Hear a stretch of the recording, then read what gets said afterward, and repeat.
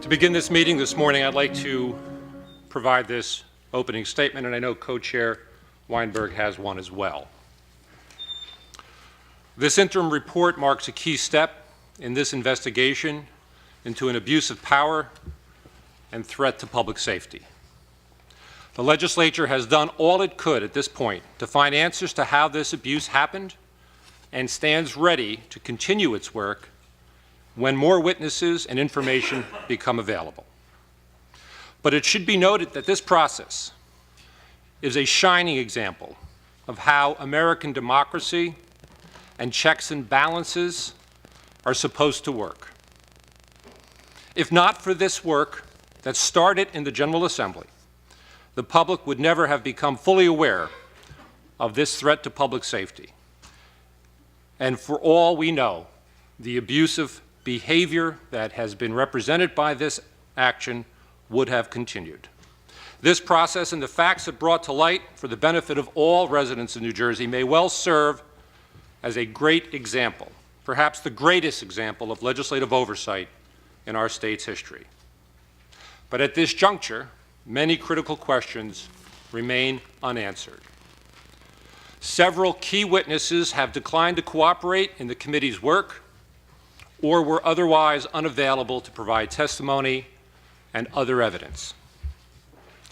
The committee is also not in a position to currently conclude what the governor himself knew about the lane closures or when and how his knowledge of those events developed. While there is evidence that the governor was informed of the lane closures while they were in progress, the committee cannot evaluate the reliability of this evidence as it has yet to hear from that witness, David Wildstein, who claimed to have contemporaneously told the governor of the lane closures. Even, however, if Bridget Kelly and David Wildstein acted alone. They did so with a perceived immunity in an environment both in the governor's office and at the Port Authority, in which they felt empowered to act as they did, with little regard for public safety risks or steadily mounting public frustration. We also still have questions about what the governor knew. During his December 13th press conference, Governor Christie affirmed that no one on his senior staff or within his election campaign had any knowledge of the lane closures. Even putting aside Bill Stepien's counsel's claim just the day before, during a December 12th meeting at Drumthwacket, that Mr. Stepien had told the governor that Wildstein had brought the lane closure idea to Stepien in advance, and that Stepien had told Wildstein to take it to the governor's office directly before the press conference. Kevin O'Dowd shared with the governor Bridget Kelly's September 12th email indicating that Kelly had at least been aware of the lane closures while they were in effect. In his testimony before the committee, O'Dowd stated that using his words, a plain read of the governor's denial that his staff was not aware of the lane closures appeared, again his words, inconsistent with Kelly's email, which O'Dowd handed to the governor prior to his taking the podium for that December 13th press conference. And those are not the only unanswered questions. We know, for instance, that Regina Agia monitored the Assembly Transportation Committee's December 9th proceedings and by her own account texted Governor Christie that the witnesses were professional in their testimony. She described the messages to the governor as not at all substantive and did not recall receiving any response from the governor. However, her cellular telephone records indicate that, in fact, it was actually the governor who initiated the text conversation during Cedric Fulton's testimony. Regina Agia replied twice, and the governor responded once during Mr. Fulton's testimony. Of course, the contents of these messages are currently unknown. At 12:19 p.m., around the time that Fulton's testimony was concluded and Mr. Durando's testimony was beginning, Ms. Agia sent 2 more text messages to Governor Christie. During Durando's testimony, Agia sent 2 additional texts to the governor, who immediately replied with a text of his own. Again, the contents of these texts are unknown. Foy testified last on December 9th, and in the course of his testimony, Agia sent 3 texts to the governor. There is no record of any reply from the governor, nor are there contents of Agia's texts.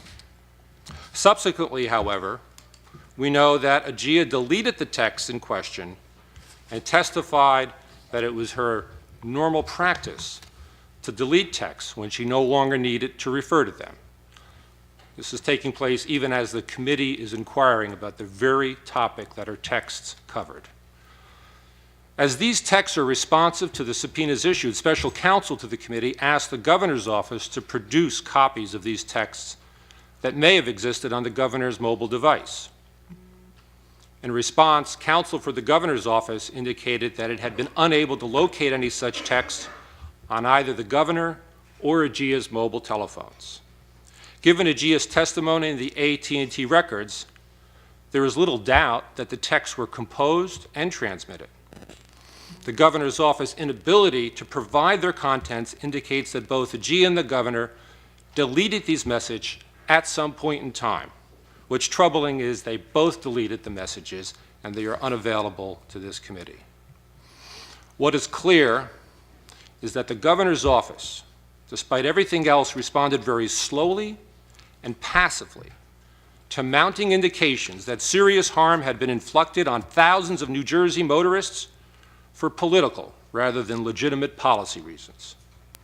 The failure to respond more quickly and directly may have been the result of a series of mistakes involving failures to recognize warning signs and failure to anticipate the seriousness of the problem facing the governor and his administration.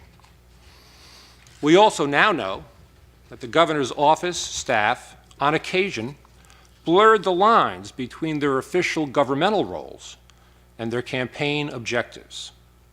The blurring of the lines between the state and campaign activity erodes public trust and confidence in state institutions and public officials, and efforts should be made to address these issues. But the sequence of events, coupled with the governor's office lack of curiosity regarding the actual origin and purpose of the lane closures, at least raises questions about whether key people in the governor's office, as events unfolded, took increasingly implausible explanations at face value because they knew or suspected, perhaps, a more damaging true story and preferred that it not come to light. I find that the governor's "I knew nothing" defense to not only be frankly hard to accept, but a remarkably low standard for a chief executive's leadership skills. Why didn't he know that his top aides and appointees, many of whom had offices right outside his own, were doing this, allegedly, at least in his name, as appointees of the governor?